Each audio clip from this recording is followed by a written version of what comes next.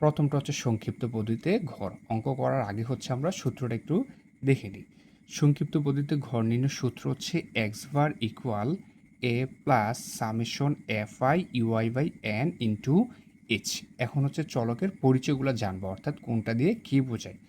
X bar মানে হইল নির্ণয় গড়, এ মানে হলো আনুমানিক গড়, এফ আই মানে হলো আইতম শ্রেণীর ঘনসংখ্যা, আর এন ইকুয়াল হচ্ছে মোট গণসংখ্যা, এফ আই ইউআই এটা হচ্ছে আইতম শ্রেণীর গণসংখ্যা ইন্টু ধাপ বিচ্যুতি, আর এইচ মানে হলো শ্রেণী ব্যক্তি অথবা শ্রেণী ব্যবধান। এখানে একটা নোট লিখে ফেলছি, সেটা হচ্ছে ধাপ বিচ্যুতি। ধাপ বিচ্যুতিকে ইউআই দ্বারা প্রকাশ করা হয়। ধাপ বিচ্যুতি ইউআই ইকুয়াল হচ্ছে x i minus a by h, যেখানে এক্স আই মানে হলো কি শ্রেণীর মধ্যমান। এবার একটা প্রশ্ন দেখি, তারপর হচ্ছে এটা দ্বারা সংক্ষিপ্ত পদ্ধতিতে ঘর করাবো। প্রশ্নটা হচ্ছে শ্রেণীব্যক্তি দেওয়া আছে কত 45 থেকে 49, লাস্টে দেওয়া আছে 70 থেকে 74, আর গণসংখ্যা 5, 8, 12, 17, 11 আর হচ্ছে কত 7। সংক্ষিপ্ত পদ্ধতিতে ঘর করার জন্য হচ্ছে 5টা কলাম লাগবে।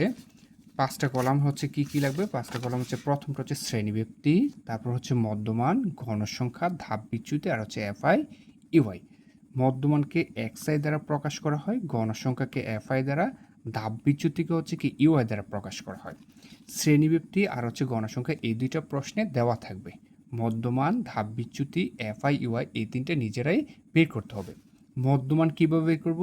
এই যে শ্রেণীব্যক্তির এখানে কি আছে 45 আর এখানে কি আছে 49, এই দুইটা যোগ করে কি করব? 2 দিয়ে ভাগ করব।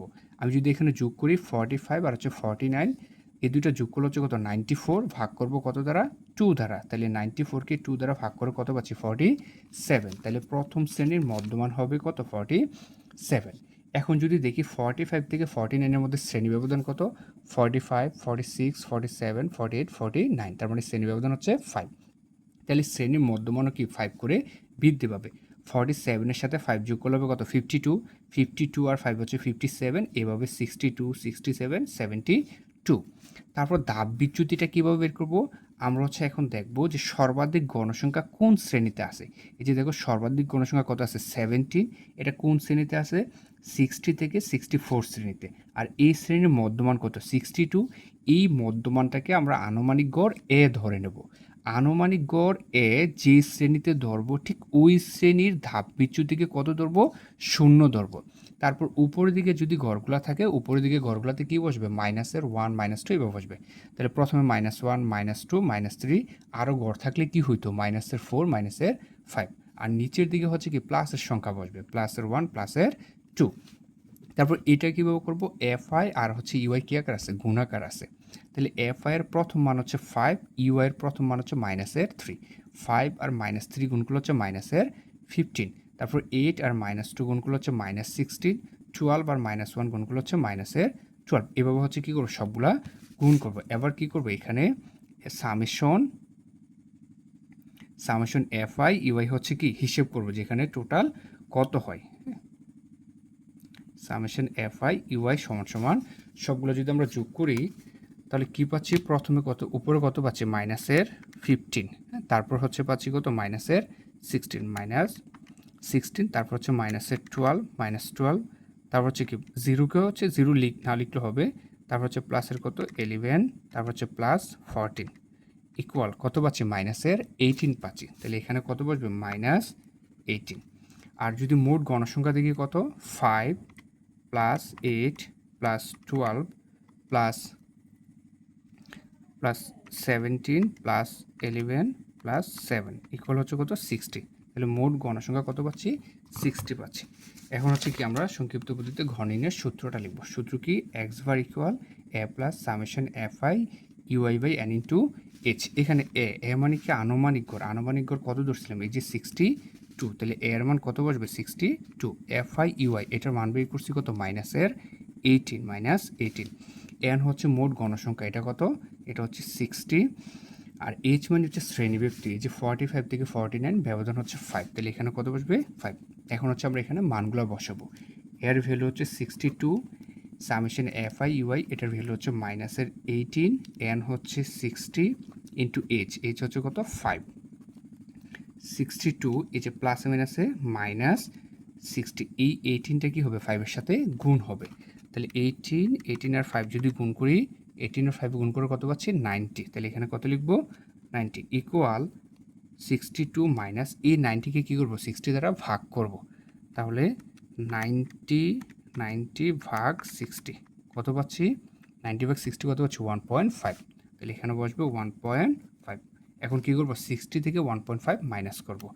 60 মাইনাস 1.5 তাহলে এখানে কত পাচ্ছি 58.5 58.5। তাহলে নির্ণয়ের সংক্ষিপ্ত পদ্ধতিতে ঘর হচ্ছে কত 58.5। আশা করছি এটা সবাই বুঝতে পারছো।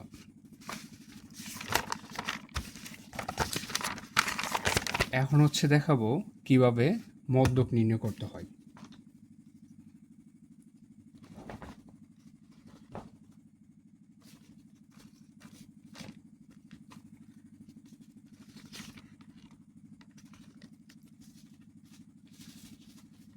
মদ্যক নির্ণয়ের জন্য হচ্ছে প্রথমে আমরা মদ্যক নির্ণয় করতে হলে সূত্রটা আগে জেনে নিই। মদ্যক সূত্রটা হচ্ছে কি L+N/2 - FC × AG/FM, যেখানে L দিয়ে কী বোঝায় মদ্যক শ্রেণীর নিম্ন সীমা। N মানে হচ্ছে মোট গণসংখ্যা, FC মানে হলো মদ্যক শ্রেণীর পূর্ববর্তী শ্রেণীর ক্রমযোজিত গণসংখ্যা, অর্থাৎ যে শ্রেণীতে মদ্যক অবস্থিত ওই শ্রেণীর পূর্ববর্তী শ্রেণীর ক্রমযোজিত গণসংখ্যা। H মানে হলো শ্রেণীব্যাপ্তি বা শ্রেণী ব্যবধান, FM মানে হলো মদ্যক শ্রেণীর গণসংখ্যা।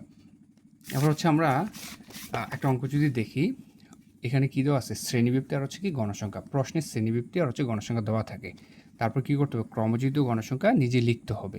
শ্রেণীব্যাপ্তি কত দেওয়া আছে 30 থেকে 35, একেবারে লাস্টে হচ্ছে 60 থেকে 65, আর গণসংখ্যা হচ্ছে 3, 10, 18, 25, 8, 6 এগুলা। ক্রমযোজিত গণসংখ্যাটা কীভাবে নির্ণয় করব? ক্রমযোজিত গণসংখ্যা মানে হলো গণসংখ্যাগুলো কী করতে হবে একটার পর একটা যোগ করতে হবে। শুরুতে গণসংখ্যা কত আছে 3, তাহলে এখানে কত বসবে 3 বসবে। এবার এই 3 কী হবে এই 10 এর সাথে যোগ হবে, তাহলে 10 আর 3 হচ্ছে কত 13। এই 13 আবার কী হবে 18 এর সাথে যোগ হবে, 13 আর 18 যোগ করলে হবে কত হবে 31 আর হচ্ছে কি 25 যোগ করতে হবে, তাহলে কত পাবো 31 + 25, তাহলে এখানে পাচ্ছি কত 56 এর সাথে আবার 8 যোগ হবে, 56 প্লাস হচ্ছে কত 8, তাহলে এখানে পাচ্ছি কত 64 আর 6 হচ্ছে কত 70, তাহলে মোট গণসংখ্যা কত লিখবো 70 লিখবো। এখন কি করব, এখন হচ্ছে এই মোট গণসংখ্যা 70কে 2 দ্বারা ভাগ করব, তাহলে কী লিখবো n = 70 বা n/2 = 70 ভাগ 2, তাহলে কত পাচ্ছি 35। তার মানে 35তম শ্রেণীতে 35 যে শ্রেণীতে অবস্থিত ওই শ্রেণীটি হবে কি মদ্যক শ্রেণী। তাহলে কী লিখব যে 35তম পদে মদ্যক অবস্থিত।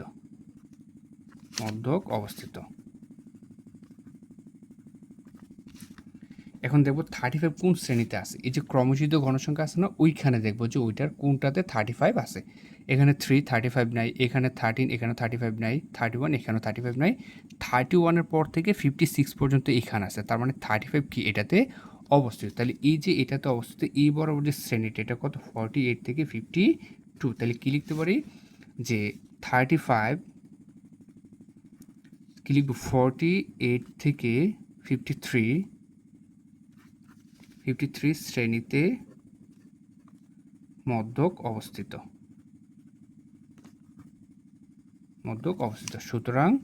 সুতরাং মদ্যক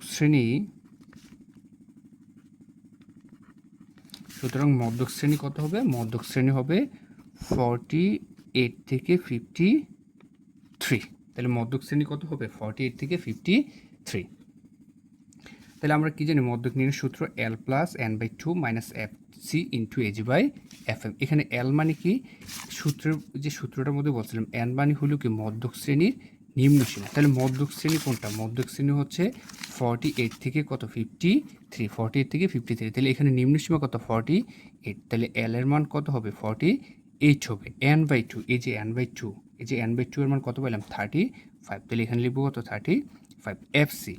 FC মানে কি, FC মানে হলো মদ্যক শ্রেণীর পূর্ববর্তী শ্রেণীর ক্রমযোজিত ঘনসংখ্যা, অর্থাৎ যে শ্রেণীতে মধ্যক অবস্থিত ওই শ্রেণীর পূর্ববর্তী শ্রেণীর ক্রমযোজিত ঘনসংখ্যা। তাহলে এটা মধ্যক শ্রেণী না, এটার পূর্ববর্তী শ্রেণী কোনটা? এটা না, 42 থেকে 47।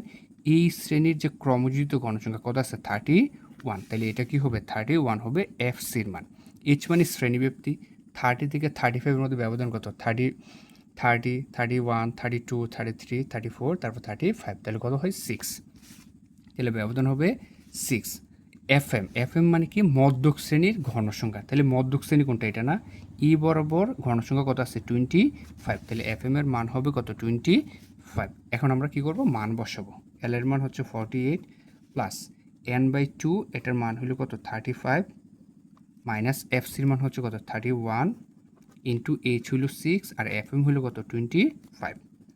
48 প্লাস 35 থেকে 31 গেলে আর কত থাকতেছে? 4। উপর হচ্ছে 6, নিচে 25। 48 প্লাস এই 4 আর 6 কি হবে? গুণ হবে। তাহলে 4 6 24 আর নিচে হচ্ছে 25। 48 প্লাস 24কে কত? 25 দ্বারা ভাগ করব। 24কে যদি 25 দ্বারা ভাগ করি, 24 ভাগ 25, তাহলে এখানে পাচ্ছি কত? 0.96। 0.96। এই 48-এর সাথে কী হবে? এটা যোগ হবে। যোগ করলে কী হবে? 48.96। নির্ণয় মধ্যক হচ্ছে কত? 48.96। এবার হচ্ছে আলোচনা করব প্রচুরক, কীভাবে শ্রেণীবিন্যস্ত উপাত্তের প্রচুরক নির্ণয় করতে হবে। প্রচুরক নির্ণয় করার পূর্বে হচ্ছে আমরা প্রচুরক নির্ণয়ের সূত্রটা দেখে নিই। প্রচুরক নির্ণয়ের সূত্র হচ্ছে L plus F1 by F1 plus F2 into H.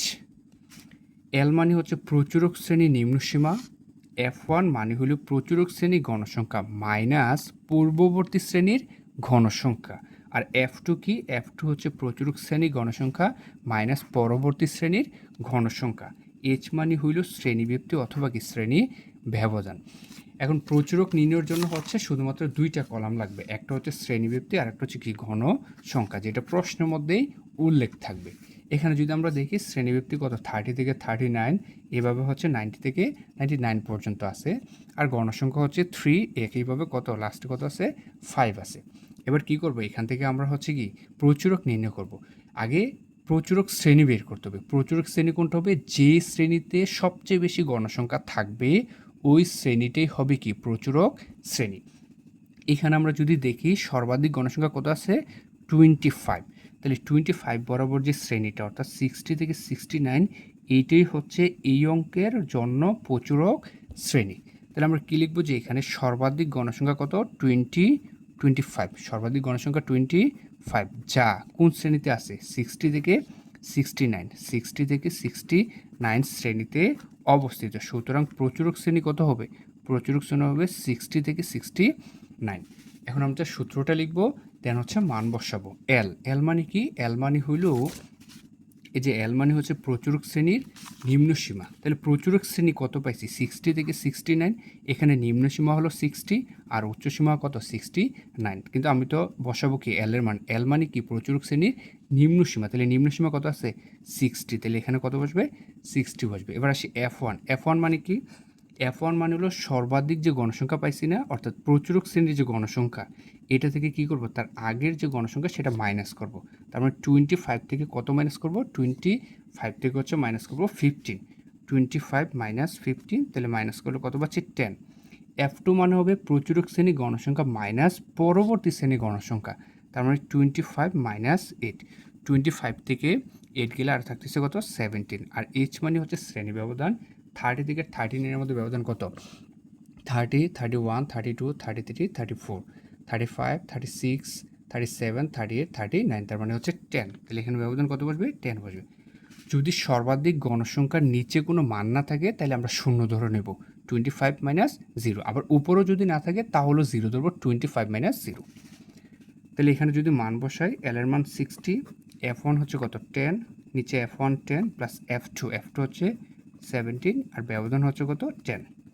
16 plus এই 10 এই 10-এর সাথে গুণ হবে, তাহলে 10 আর 10 গুণ করলে 10 10 100, আর এই 10 70-এর সাথে যোগ করলে কত? 27। 60 প্লাস, এবার হচ্ছে কি 100কে 27 দ্বারা ভাগ করব।